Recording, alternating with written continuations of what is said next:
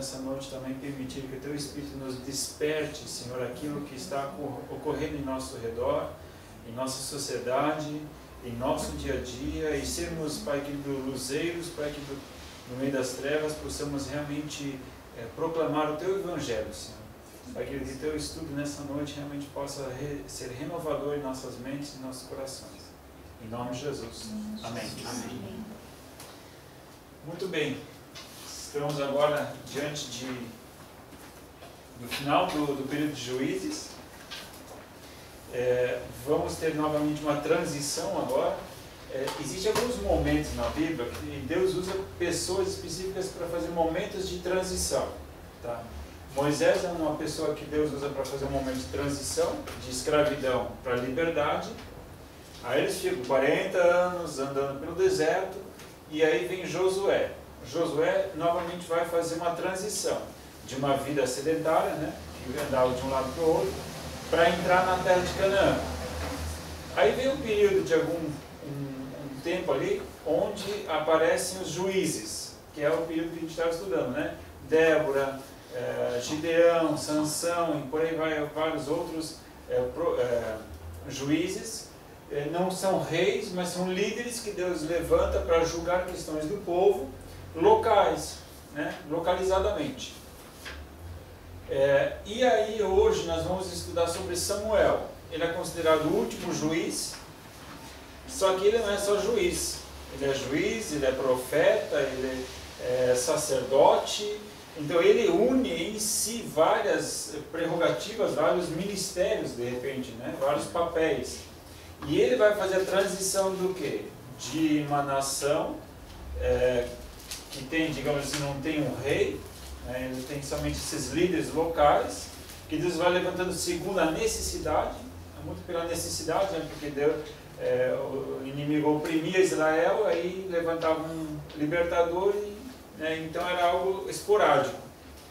Então ele vai fazer essa transição dessa liderança, né, esporádica para um governo, um rei. Então, Samuel vai fazer essa transição. São pessoas de transição. Samuel justamente vai fazer essa transição dentro do reino de Israel. Vamos ler lá então a introdução. Estamos novamente num tempo de transição. Israel agora deixará de ser liderada por pequenos juízes isolados, e sim por um rei, pois queriam ser iguais aos povos vizinhos. Para este tempo, Deus levanta um servo fiel. Israel se desviou novamente em pecados, e até a arca da aliança de Deus com o seu povo caiu nas mãos dos filisteus. A gente tem que ver qual é o contexto que isso aqui acontece. A gente viu bem no início, quando a gente estava estudando sobre juízes, a situação da fé do povo, né? Não tinha nenhum líder que renovou a aliança, ninguém lembrou os israelitas daquilo que tinha acontecido, então eles vieram sem referencial. Uma geração nova, não tinha ouvido falar de Josué ou dos milagres que Deus fez na conquista de Canaã, então eles veem uma geração assim, sem conhecimento, e aí eles acabam cometendo erros. Então espiritualmente é um período bastante obscuro. Vamos abrir nossas Bíblias em Juízes, só voltando lá em Juízes, antes de a gente falar de Samuel. Juízes capítulo 21, versículo 25. Juízes 21, 25.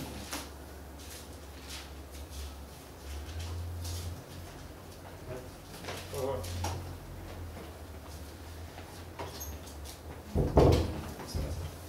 Então, Juízes 21, versículo 25. Quem abriu pode ler. É o último. Isso, o último versículo, lá no finalzinho. Naqueles dias não havia rei em Israel, porém cada um fazia o que parecia reto aos seus olhos. Não havia rei, cada um fazia o que achava certo aos seus próprios olhos. Cada um fazia o que achava que era certo. Cada um fazia o que queria. Pensa em situação difícil, Anarquia, né? Anarquia. Veja agora, capítulo 17, versículo 6. Alguém lê 17, 6? Juízes, capítulo 17, versículo 6. Naqueles dias não havia rei em Israel. Cada um fazia o que parecia bem aos seus olhos. Sim, É igual? Igual. cada um fazia o que achava direito aos seus próprios olhos. Significa, cada um julga por si. Né? O que eu acho certo, isso eu vou fazer. Eu acho que certo que é isso, então faz isso. Porque não havia referencial. Não havia referencial de certo ou errado. Porque não havia o quê? Lei. Eles esqueceram da lei. Mas não havia juízo? Haviam juízes. Né? De repente, o que a gente poderia entender é o seguinte: havia os juízes, só que a mentalidade da sociedade como um todo era essa. Quem queria consultar a Deus tinha opção. Tinha. Não vou dizer que não tinha. Né? Tinha sacerdote? Tinha sacerdote. Daqui a pouco a gente vai ver Eli, os filhos de Eli. Talvez melhor que não tivesse, né? Porque a coisa não era boa. Mas a gente vai ver, então, a sociedade, ela estava assim imersa numa, como é que eu posso dizer? Eu até não tenho uma palavra assim, falta de temor. Porque falta de temor, porque quando você não teme a Deus, você não tem parâmetro, você não tem bom senso. Né? Se você não tem temor a Deus, você pode fazer qualquer coisa. A pessoa que teme a Deus, ela se refreia, ela se mantém, ela busca o caminho certo. Agora, se você não tem temor a Deus, você não tem parâmetro, né? Acaba achando, tipo assim, né, pastora? Tudo quanto é coisa que na realidade até o que é errado, tu acaba achando certo, porque você não tem parâmetro. Não tem parâmetro. Justamente, você não tem parâmetro, qualquer coisa é parâmetro, né? É o achismo, né? Então, a gente vai ver, eu quero entrar nessa questão só rapidinho hoje, nos nossos dias de hoje. Parece-me que a gente está vivendo um período desses, sem parâmetros, sem padrões, cada um faz o que acha certo e ninguém pode falar nada. E aí se alguém me falar alguma coisa. Tá? Então a gente está vivendo um período de juízes, assim, mais ou menos, na sociedade. Nesse contexto, então esse é o contexto, o pano de fundo do que estava acontecendo em juízo. Não tinha rei, cada um fazia o que queria, o que achava certo e pronto, né? E fazia as maiores loucuras. 1 Samuel capítulo 1, versículo 24. Então 1 Samuel 24, a gente vai ter aí o surgimento então do nosso profeta. Ele veio de uma família, Ana e Elcana. Elcana é o pai, Ana é a mãe. A mãe não podia ter filhos, Elcana tinha duas esposas, uma tinha filhos, a outra não tinha filhos. Ela se sobrepunha à outra, né? Já que ela tinha filhos, ela esnobava daquela que não podia ter filhos. E a Ana sofria muito com isso, orou, chorou diante da presença de Deus, diante do tabernáculo, né? E Eli, que estava ali, era o sacerdote, sumo sacerdote, e ficou tocado, né? Inclusive até repreendeu ela, porque achava que ela estava embriagada, né? Que ela estava num êxtase de clamor a Deus. Mas Deus ouviu a oração dela, teve um filho. Então no versículo 24, havendo-o desmamado, tomou consigo com um novilho de 3 anos, um efa de farinha e um odre de vinho, e o levou à casa do Senhor em Siló. Era um menino ainda muito criança. Então a gente pode pensar em uma criança, enfim, aí de no máximo 7 anos, tá? No máximo 7 anos, desmamado. Poxa, mas ele não mamou até os 7 anos. Não, mas até que a criança tivesse uma certa autonomia, né? Mas aí uma idade de no máximo 7 anos. Assim que, dessa forma, já muito cedo ele foi tirado do seio familiar. Então, já pagando um preço muito alto, né? Mas como a mãe tinha consagrado ele, né? Se ela engravidasse, ela ia consagrar o filho a Deus e ela cumpriu com o voto dela, né? Que era levar o filho, então, para o tabernáculo. Vamos continuar agora. 1 Samuel 2, versículo 22. 2:22 diz assim: Ora, Eli já era muito velho, ouvia tudo o que seus filhos faziam a todo Israel, e de como tinham relações com as mulheres que serviam à porta da tenda da congregação. Então ele lhes disse: Por que fazeis tais coisas? Ouço de todo este povo os vossos malefícios. Não, filhos meus, não é boa a fama a que ouço entre o povo do Senhor. Pecando o homem contra o próximo, os juízes o julgarão. Pecando, porém, o homem contra o Senhor, quem intercederá por ele? Mas não deram ouvidos à voz de seu pai, porque o Senhor os queria matar. E o menino Samuel crescia em estatura e em graça diante do Senhor e dos homens. Aqui a gente vê uma situação muito complicada, né? O próprio sumo sacerdote, os próprios filhos dele, que deveriam ser um exemplo para Israel. Então, sumo sacerdote era Eli. E os sacerdotes auxiliavam no trabalho do templo, fazendo sacrifícios, recebendo os dízimos. Então, toda a manutenção do tabernáculo vinha de encargo aos sacerdotes, né, que eram filhos do sumo sacerdote. E eles, um pouquinho antes vai estar descrito aqui como é que eles recebiam essas ofertas. Na verdade, era o seguinte: tinha o mandamento de Deus, que uma pessoa que viesse trazer um sacrifício a Deus, o que era para fazer? Ele pegava aquela carne, enfim, quando faria o sacrifício, na panela ele enfiava o garfo e, puxando o garfo, se viesse uma carne, a carne que viesse era alimento dele, né? E se de repente eu caía de volta, dia de jejum, né? E não comia nada. Mas ele teria que se contentar com aquilo que ficasse preso no garfo, certo? O que eles faziam? Eles, antes da pessoa trazer o sacrifício, já, separa essa carne gordurosa aqui, né? Essa gordura aqui para a gente e tal, e a gordura da carne, ela era como se fosse a parte melhor.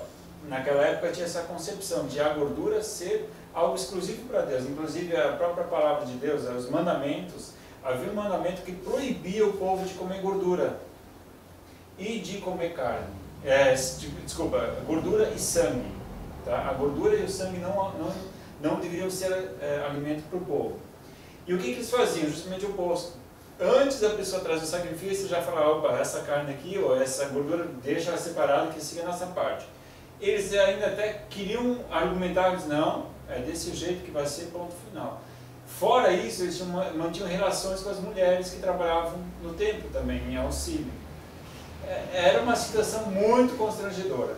Tá? Então, e aí o próprio Eli falando para os filhos, né? Mas como aquele pai aquele pai sem autoridade, meu filho, não é bom que eu ouço, né? Pois por que vocês fazem isso? Não pode, filho, não pode. Né? A gente já ouviu né, aquele pai que quer corrigir, mas não tem autoridade para corrigir, né? Ah, filhinho, mas não faz isso, não é bonito, né? E parece que, né? E o que acontece? Eles não dão ouvidos, né? Continuam naquela mesma atitude deles. Enfim, e aqui existe um texto que talvez a gente poderia questionar um pouco, né? Ele diz ali, pecando o homem contra Deus, né? Aqui até eu gostei de destacar, né? Existe no Novo Testamento o texto que fala sobre o pecado contra o Espírito Santo, que Deus não perdoa, né?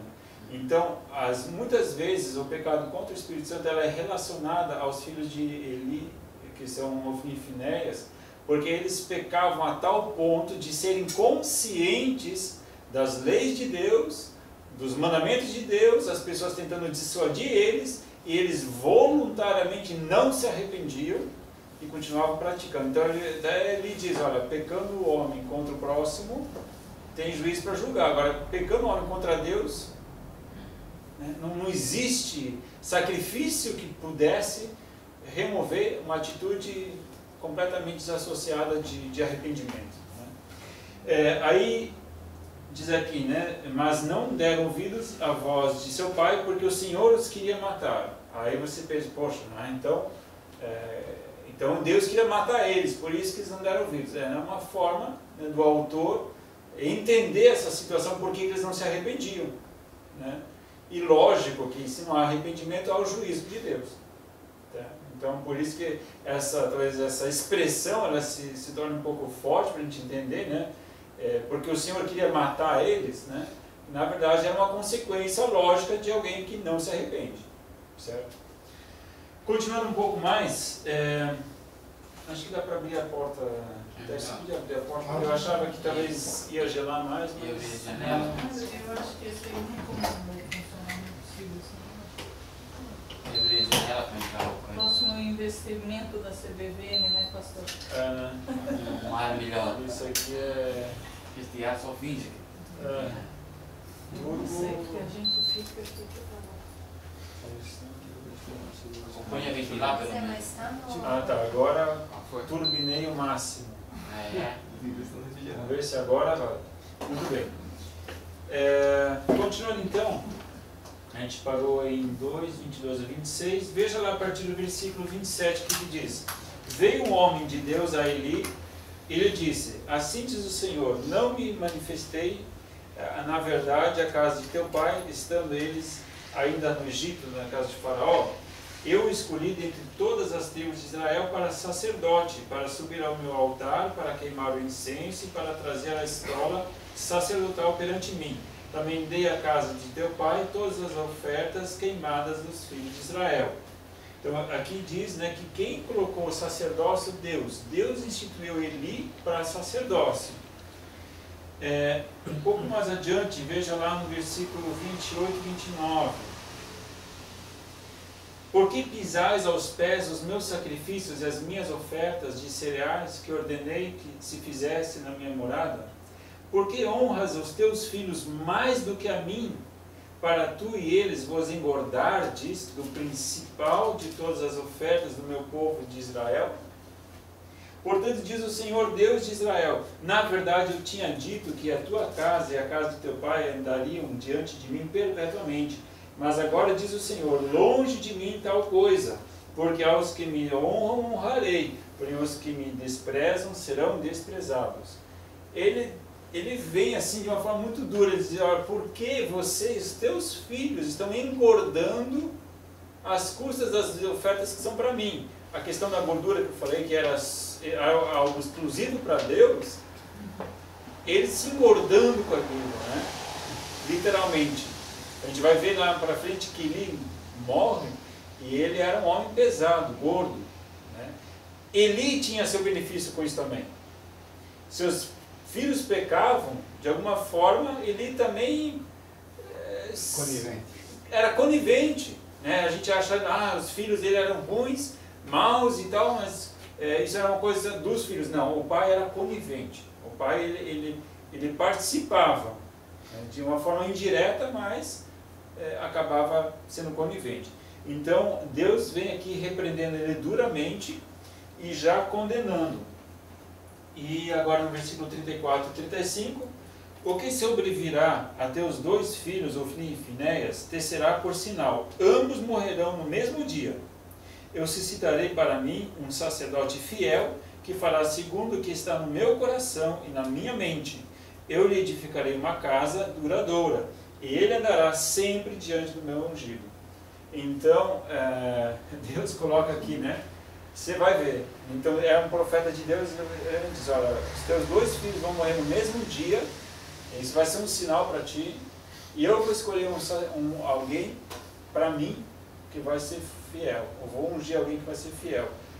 Logo no próximo capítulo, no capítulo 3, nós vamos ver, então, como Deus chama Samuel, porque essa geração ela é tão corrupta que Deus, então, olha para Samuel, e já estava preparando Samuel, na verdade, né? Samuel já morava ali junto com Eli, e então Deus chama Samuel para o ministério. Veja lá no versículos 6 e 7, tornou o Senhor a chamar Samuel, e Samuel se levantou, foi a Eli e disse, eis-me aqui, pois me chamaste, mas ele disse, não te chamei, meu filho, torna a deitar-te. Ora, Samuel ainda não conhecia o Senhor e ainda não lhe tinha sido manifestada a palavra do Senhor. Aqui Deus fala com Samuel. Samuel ele dormia dentro do templo do Senhor, né?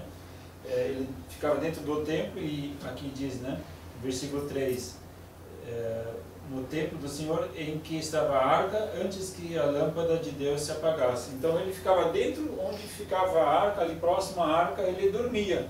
Então imagina, dentro da presença de Deus. E Deus fala com Samuel. Samuel nunca tinha ouvido falar da voz de Deus, nunca tinha ouvido a voz de Deus. E aí nesse momento Deus chama ele, e aí ele vai falar com Eli. Ele diz, não te chamei, pode voltar. E depois, quando acontece pela terceira vez, aí Eli já diz, já entendi. A próxima vez que essa voz te chamar, diz, eis que teu servo ouve, né, que é o que acontece lá logo no versículo 11, né? E disse o Senhor Samuel, vê, vou fazer uma coisa em Israel, a qual todo o que ouvir lhe tinirão ambos os ouvidos. E aí já Deus trazendo uma palavra de revelação para Samuel, o que Deus ia fazer, inclusive, com a família de Eli. A gente vê então Deus escolhendo Samuel para esse ministério, que era de estar substituindo, na verdade, o ministério de Eli. Ele era sacerdote, então ele ia substituir Eli, sendo sumo sacerdote no templo. Eli era sacerdote e profeta também ou não? Não. Sim. Também. Não, desculpa, Eli, ele era só sacerdote. E às vezes tem profeta que também é sacerdote. Que é Sim. o caso de Samuel. Que é o caso de Samuel, que ele era juiz, É tudo. sacerdote e profeta também. Acabou, né? Mas não somente ele era profeta, porque tanto é que Samuel não tinha ouvido falar a voz de Deus ainda, quando um profeta veio falar com Eli. Significa que no povo de Deus havia algumas pessoas que eram tementes, sim. Quem queria buscar o Senhor buscava o Senhor, só que havia alguns profetas então que ouviam a voz de Deus. Tanto é que veio esse profeta aqui falar com Eli, né? Só que daí depois quem é usado é o próprio Samuel. A gente vê uma manifestação profética mais na frente com outros profetas de Deus, quando Samuel unge Saul como rei, né? Isso a gente vai ver na próxima aula com a unção de Saul.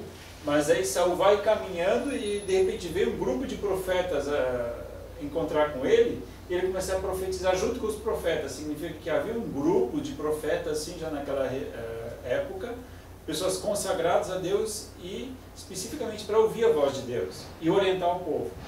Então havia toda uma sociedade bastante fora dos princípios de Deus, havia toda uma sociedade distante do conhecimento de Deus, mas havia sim o foco de pessoas que buscavam a Deus. Então não quer dizer que a sociedade ela era reflexo unicamente da situação religiosa, porque a religiosa havia direção de Deus se as pessoas buscassem, né? A gente vê aqui um afastamento das pessoas da vontade de Deus. Lá na frente isso vai convergir quando Davi se torna rei. Ele é um rei profundamente temente a Deus, então todo o povo vai, porque aí o rei tem poder, né? Ele impõe a festa da Páscoa, ele impõe algumas datas comemorativas e toda a comunidade ela tem que se unir também na fé. O que não acontecia em Juízes, porque em Juízes havia juízes muito aleatórios, né? Então não chegava a congregar o Israel inteiro debaixo da fé. Só realmente aquela pessoa que realmente fosse buscar, né? Pastor, era um juiz para cada tribo ou tinha mais? Não era um juiz para cada tribo. Eles eram às vezes um juiz congregava duas, três tribos, né? E eram alternados, né? Eles pipocavam do jeito que o inimigo invadia e... Ok, então nessa época está essa situação. Samuel assume o governo. Samuel, governo não, mas Samuel se torna então o líder dentro do templo, dentro do tabernáculo. Vamos ver agora capítulo 4, versículo 4. Assim o povo enviou homens a Siló e trouxeram de lá a arca da aliança do Senhor dos exércitos, que se assenta entre os querubins. Agora eu lembrei que eu coloquei esse capítulo aqui. A gente viu então o anunciamento de que os filhos de Ofni, os filhos de Eli iriam morrer. Ofni e Finés iriam morrer. Neste momento então, os filisteus atacam Israel e eles são derrotados na primeira batalha. Aí você pergunta, mas por que a gente foi derrotado? Né? Brilhante ideia. Vamos fazer o seguinte, vamos pegar a Arca da Aliança e vamos carregar para ela para o campo de batalha. Era uma prática que naquela época poderia ser feita, né, de você pegar o seu Deus, ou a sua imagem, né, e trazer ela para o campo de batalha. Seria como se trazer a presença daquela divindade para a batalha. Essa era a ideia, você trazer a presença da divindade para essa divindade te dar vitória.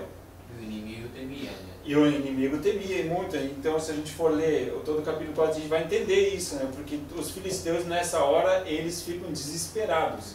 Porque a presença do Deus Todo-Poderoso, eles conheciam a divindade de Israel. Não é que eles conheciam a divindade de Israel, que era o Deus soberano, Criador do céu e da terra. O Deus superior, né? O maior Deus que era anunciado naquela época era o Deus de Israel, que era o Deus do Criador, era o Deus Criador. Os outros eram todos deuses locais, mas esse era o Deus dos céus e da terra, é o Criador. E eles temeram muito, achando agora batalha está perdida. Só que eles fizeram isso em desobediência. Deus não pediu para fazer isso. Eles fizeram isso em desobediência. Foi uma boa ideia, mas é uma ideia humana. Deus não quer dizer que se alguém, pode ser até um líder religioso, que tem uma boa ideia, não quer dizer que é Deus que está mandando fazer. Ofni e Finéias eram líderes religiosos. Veja que perigo. Eles eram líderes religiosos, e eles, debaixo dessa influência, seja lá, não sei que influência foi, levaram a Arca da Aliança para o meio da batalha, coisa que Deus não tinha pedido, mas Deus não quer dizer que estava assinando embaixo. Nos nossos dias de hoje, a gente vê muito homem de Deus carregando a presença de Deus, ou acredita-se que estão carregando a presença de Deus, porque a arca simboliza a presença de Deus, fazendo loucuras em nome de Deus, onde Deus não está presente. Deus não pediu para fazerem isso. E o resultado da batalha não é outro, são derrotados. Os filisteus ficam com a arca, tá? Vamos ver lá o versículo 11. Foi tomada a arca de Deus e os dois filhos de Eli, Ofni e Finéias, foram mortos. Aquela profecia que já tinha sido dada, de que os dois filhos morreriam no mesmo dia, e fato aconteceu, né? Outra coisa, versículo 18, veja quando essa notícia chega para Eli, fazendo ele menção da arca de Deus. Eli caiu da cadeira para trás, junto à porta, quebrou-se-lhe o pescoço e morreu, pois era homem velho e pesado. Havia ele julgado a Israel 40 anos. Então aqui a gente vê a consequência, né, vocês estão se engordando com os meus sacrifícios, né? A gente vê que realmente, literal, né? Aqui então ele cai da cadeira e acaba quebrando o pescoço e acaba morrendo no mesmo dia que os filhos morreram. Trágico. Dessa forma então o sacerdócio acaba sendo cortado. Deus disse, né, que ia cortar o sacerdócio, Deus ia tirar a família dele do sacerdócio.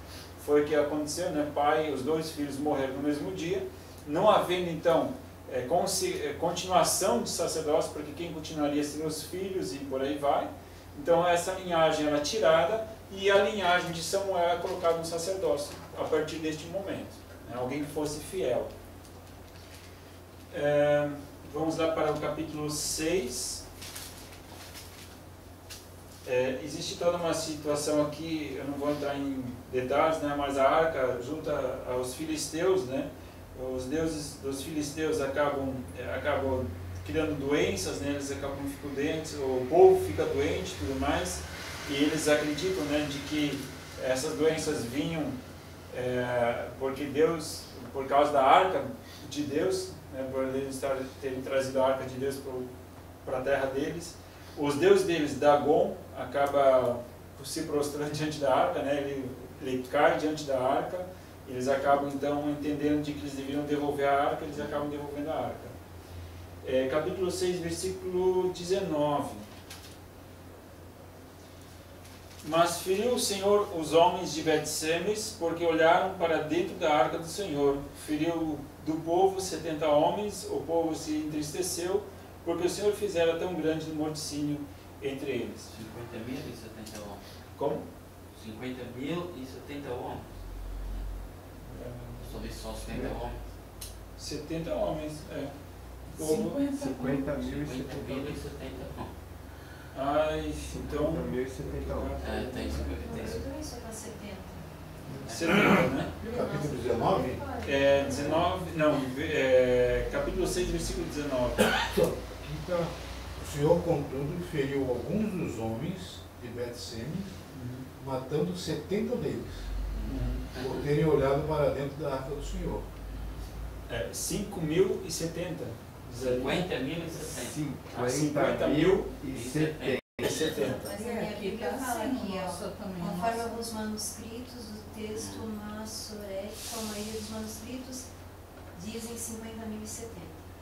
Ah, tá. Tem um 70 É. homens. Então, depende de que documento que você for pegar. Em alguns documentos está 70 e outro está 50.070. Claro que existe toda uma grande diferença, mas às vezes no hebraico, uma pequena conjugaçãozinha, uma pequena apóstrofo, alguma coisa assim, ele já vai te dar um número diferente. Então, aí deve ter sido algum erro de copista, alguma coisa assim, que acabou acrescentando alguma coisa no texto.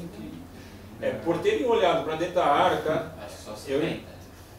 é mais provável 70 do que... 50 mil olhar para dentro da arca. 50.000 e mais 70. Tinha que estar o dia todo olhando na minha mão. Depois de 70 morreram. É a cidade dele. É mais do que A questão aqui é a seguinte: o que importa a gente saber é o seguinte, que pessoas não respeitaram, não temeram, que é o que eu falei para vocês, temor de Deus, né? Parece que aquela sociedade não havia temor a Deus, então simplesmente eles acabaram abrindo a arca e olhando para dentro, e Deus já tinha alertado veemente de que não deveria nem se tocar na arca, a não ser que fosse levita carregava a arca nas costas, né? Tem toda uma questão aqui também de como é que os filisteus trazem de volta a arca, né? Eles pegam bois novos, vacas que tinham acabado de dar a cria, né? E seguraram os bezerros e fizeram um carro de boi novo, colocaram a arca em cima.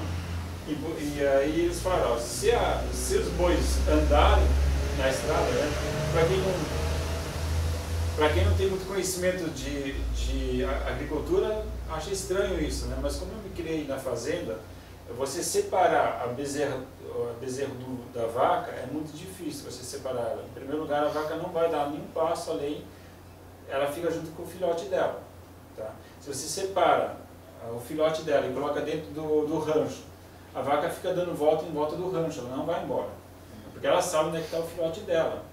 Então, uma vez você separando o filhote da vaca, era impossível que a vaca fosse embora. E ainda mais você colocando duas vacas juntas para puxar uma carroça, sendo que as duas tinham acabado de dar cria. Era mais impossível ainda. E eles fizeram, ó, se esse negócio é de Deus, então vamos colocar essas duas vacas aí para puxar essa carroça. Se for de Deus, elas vão ir. E não é que as vacas realmente foram. Né? Tipo, agora talvez a gente entende por que a questão divina por detrás disso. Porque naturalmente as vacas não iriam. Naturalmente as vacas permaneceriam próximas aos bezerros delas. Então a gente vê aí uma ação divina, né, conduzindo então a arca novamente de volta para o território de Israel. Mas a falta de temor do próprio povo de Israel acaba acontecendo esse fato aí. Continuando um pouquinho mais, capítulo 7, versículo 2, diz assim: a arca ficou em Kiriat Jearim, por causa dessa morte, né? Eles não queriam ficar com a arca, então manda ela adiante. Então foi até Kiriat Jearim, bastante tempo, então ela ficou lá, isto é, mais ou menos 20 anos, e toda a casa de Israel suspirava pelo Senhor.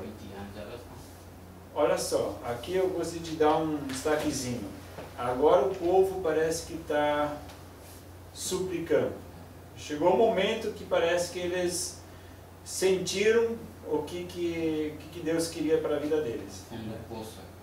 Aqui eles se conscientizaram. Toda a casa de Deus suspirava, olha só, pela presença de Deus. Então agora parece que o povo está se preparando novamente para caminhar com o Senhor. A gente está no 7:2, né? Vamos agora para 7, versículo 15. Samuel julgou a Israel todos os dias da sua vida. De ano em ano rodeava por Betel, Gilgal e Mispa, e julgava a Israel em todos estes lugares. Porém voltava a Ramá, porque a sua casa estava ali, onde julgava Israel. Edificou ali um altar ao Senhor. Então Samuel ele tinha uma certa rotina, né, de cidade em cidade. Ele ficava peregrinando entre essas cidades, e ali ele ia julgando as questões. Se alguém tivesse uma questão, todo ano ele passava nessas regiões e ali ele ia julgando as questões locais. Mas a casa dele ficava em Ramá. Lá era a base dele, né? Ali ele morava, tinha a casa dele. Versículo... tá, aqui a gente vê um pouquinho então da questão dele. Ele era sumo sacerdote, né? Ele era juiz, porque ele julgava o povo, né? E além disso também era profeta. Continuando, a situação do povo. Eu tinha falado para vocês de que situação que o povo estava carecido, né? Estava sem temor, e de repente ele parece que começa a se conscientizar. Eu gostaria só de fazer um paralelo rápido para Tiago, capítulo 4, versículos 4 a 10. A gente viu isso na aula de teologia essa semana, né? Então quem fez teologia vai repetir esse texto. A gente pode encontrar aqui um paralelo no Novo Testamento, de uma situação, Tiago 4, versículo 4 em diante. Diz assim Tiago: adúlteros e adúlteras, não sabeis que a amizade do mundo é inimizade com Deus? Portanto, qualquer que quiser ser amigo do mundo, constitui-se inimigo de Deus. Ou pensais que em vão diz as Escrituras que o Espírito que ele fez habitar em vós tem intenso ciúme? Antes ele nos dá uma graça maior. Portanto, diz as Escrituras: Deus resiste aos soberbos, mas dá graça aos humildes. Sujeitai-vos, pois, a Deus, resisti ao diabo, e ele fugirá de vós. Chegai-vos a Deus, e ele se achegará a vós. Lavai as mãos, pecadores, e vós de duplo ânimo, purificai os corações. Senti as vossas misérias, e lamentai e chorai. Converta-se o vosso riso em pranto e a vossa alegria em tristeza. Humilhai-vos perante o Senhor, e ele vos exaltará. Eu falei um pouquinho da situação nossa sociedade, e parece que a gente vive nesse tempo onde existe uma grande falta de temor. A gente ouve loucuras em nome de Deus, a gente vê homens realmente sendo humilhando muitas vezes até a própria divindade de Deus, né? A gente vê uma sociedade que não quer saber mais da vontade de Deus. Ali a gente viu em Juízes, né? E cada um fazia o que era certo aos seus próprios olhos. É o que a gente vê na nossa sociedade hoje. Você não pode chamar a atenção de ninguém, porque se você chama a atenção de alguém, eu sei o que é certo para mim. O que é certo para mim não é certo para você, e você pode ter o teu certo. O meu certo é o meu certo, o teu certo é o teu certo, o certo dele é outro já, né?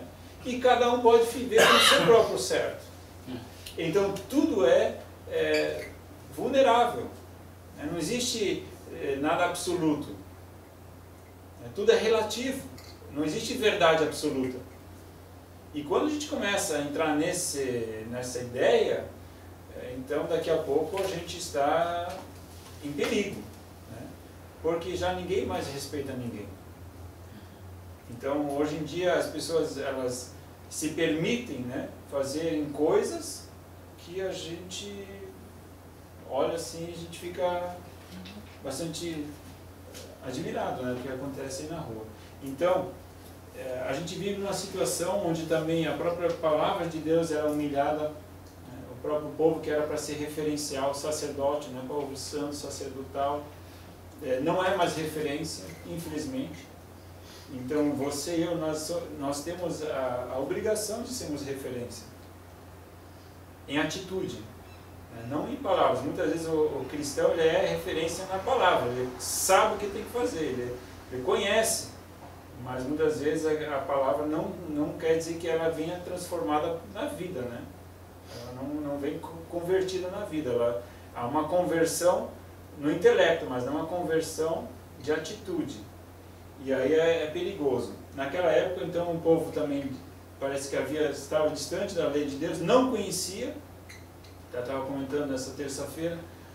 Tem tantos modismos e as pessoas são enganadas, muitas vezes, pela própria uso, manuseio da palavra, né, porque não conhece a palavra. Se você começar a ler com seriedade a Bíblia, a gente está estudando lá Hebreus, Tiago, a gente vai pegar Pedro agora, ele nos alerta muito aos falsos mestres, à falsa doutrina. E se você começa a estudar um pouco mais a profundo, você vai ver que não tem base. Muitas coisas que estão se fazendo em nome de Deus hoje não tem base. Pega um texto fora do contexto e você pode falar qualquer coisa.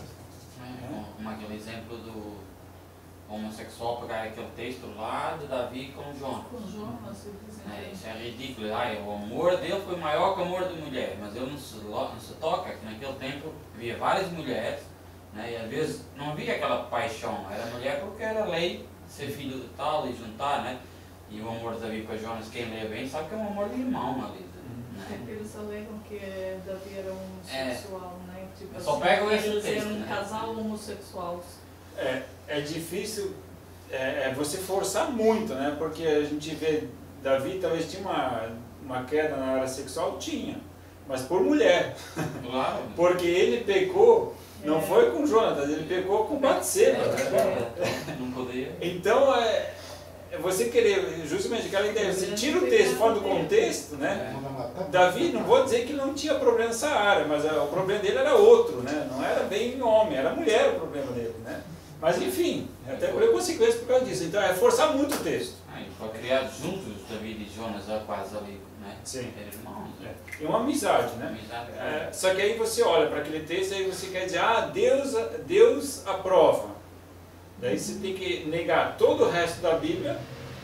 Você tem que negar todo. Você não pode fazer doutrina em cima de um texto bíblico. Você tem que fazer doutrina em cima do contexto da Bíblia como um todo, né? Aí você vê N textos condenando, mas você vê ali uma ação, talvez não muito bem explicada, né?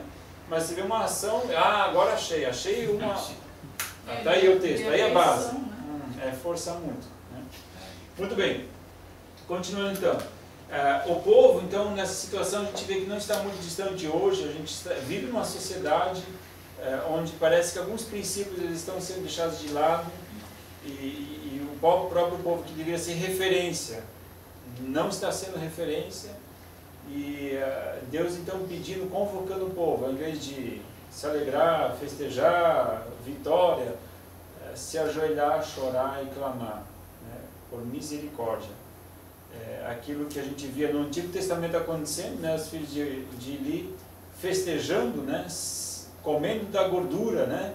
A gente vê hoje em dia muitos líderes, né, literalmente comendo da gordura do rebanho, né, tirando o que pode, o que não pode, né, tirando o que pode, o que não pode, oprimindo o rebanho, né, e só, assim, se aproveitando mesmo. E aí a gente vê Deus condenando essa atitude, né? Muito bem, continuando então, vamos lá para 1 Samuel capítulo 8. 1 Samuel capítulo 8, ali vamos ver no versículo 17 em diante. Dizimará o vosso rebanho... Aqui então, o povo quer rei. O povo chega para Samuel e pede um rei. Samuel fica muito contristado, e Samuel tenta alertar o povo, dizendo, gente, se vocês querem rei, vocês têm que saber que vocês vão pagar por causa disso, não vai ser de graça. Mas todas as nações em volta têm rei, a gente também quer um rei. Aí Samuel vai alertando, né? Dizimará o vosso rebanho, e vós lhe sereis por servos. Então naquele dia clamareis por causa do vosso rei, que houver escolhido. Mas o Senhor não vos ouvirá naquele dia. Porém o povo não quis ouvir a voz de Samuel. Disseram, não, mas haverá sobre nós um rei, para que sejamos como todas as outras nações. O nosso rei nos governará, e sairá diante de nós e fará as nossas guerras. Ouvindo Samuel todas as palavras do povo, repetiu-as perante o Senhor.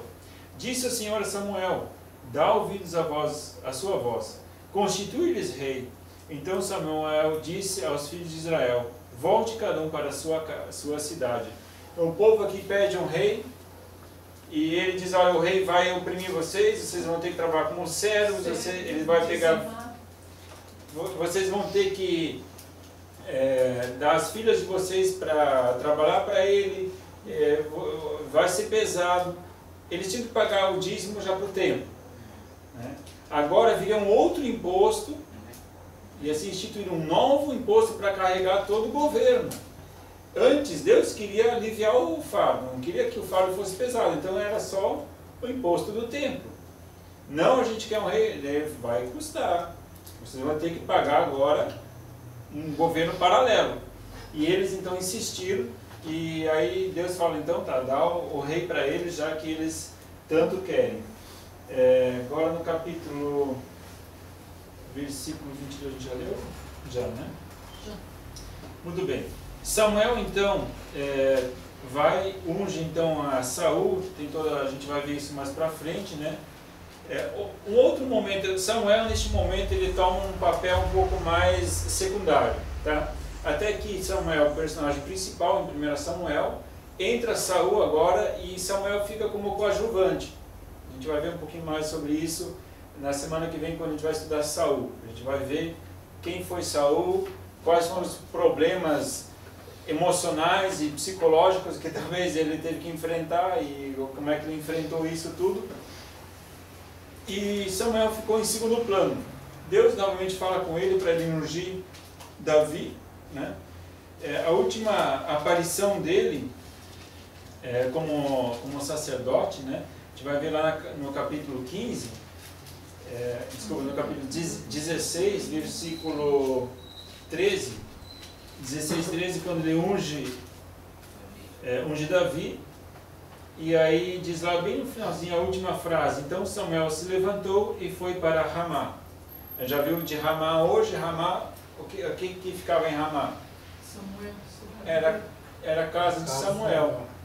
Samuel tinha uma casa em Ramá. E agora, o último texto que vai falar sobre Samuel, agora aqui da vida dele, né? Está lá em 25:1. Vai lá para o capítulo 25, versículo 1.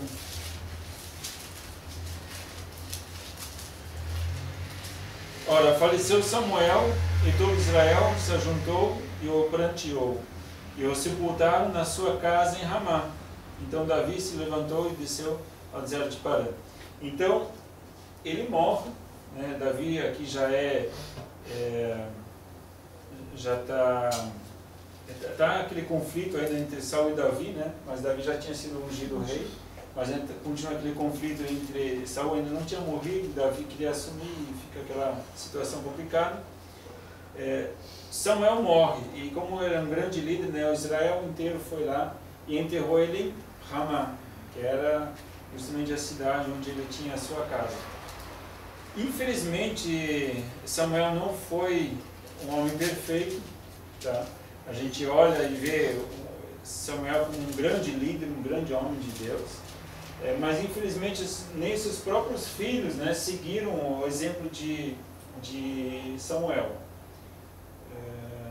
Veja lá em 1 Samuel capítulo 8, voltando um pouquinho, né, não querendo menosprezar o trabalho de Samuel, mas 1 Samuel capítulo 8, versículos 1 a 3, tendo Samuel envelhecido, constituiu a seus filhos por juízes sobre Israel. O seu primogênito chamava-se Joel e o segundo Abias, e foram juízes em Berseba. Porém seus filhos não andaram nos caminhos dele, antes se inclinaram à avareza, aceitando subornos e perverteram o juízo. Novamente, suborno, parece que como a religiosidade e o trabalho para o Senhor e as riquezas, elas ficam conflitando, né? Infelizmente, os dois filhos de Samuel tiveram um excelente exemplo como pai, eu acredito, né? Samuel foi um exemplo bom de pai, mas os filhos não seguiram o exemplo do pai, né? A gente pode ver aqui, o texto nos mostra isso. Diferente do que Eli, que ele não se corrompeu por causa do pecado dos filhos, né? Mas, Eli se corrompeu por causa dos pecados dos filhos. Já Samuel, ele parece que se mantém, até certo ponto ele já era velho, passou os filhos dele como juízes, mas os filhos dele se corromperam, né? Infelizmente. Então os filhos dele também se tornaram juízes, neste caso, né? Mas Samuel então não participa dessa atitude deles, né?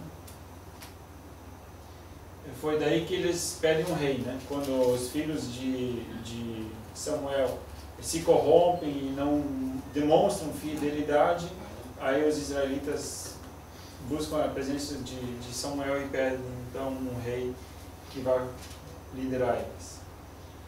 Um pouquinho então de Samuel, certo? A gente vai ver um pouquinho mais sobre a vida dele ainda quando a gente for estudar Saul. A gente vê um homem muito temente a Deus, um homem que não se deixa influenciar simplesmente porque é o rei, porque o rei pediu, porque o rei falou. É uma pessoa muito sensível à voz de Deus e muito obediente, Samuel. A gente vai ver um pouquinho mais na história de Saul, como é que Samuel realmente tinha um ouvido afinado para ouvir a voz de Deus e cumprir a vontade de Deus, né? E já Saul, um homem com um coração rebelde, um coração duro, recebia a orientação, mas não, infelizmente, não obedecia, né? Enfim, a gente vai ver um pouquinho mais sobre isso semana que vem. Vamos orar? Senhor, muito obrigado que novamente você tem nos alertado aquilo que nós fazemos no nosso dia a dia. Pedimos, Pai, em nome de Jesus, que não venhamos nos comprometer, nos corromper, Pai querido, com boas propostas, Pai querido, que venham questionar a nossa integridade, Pai.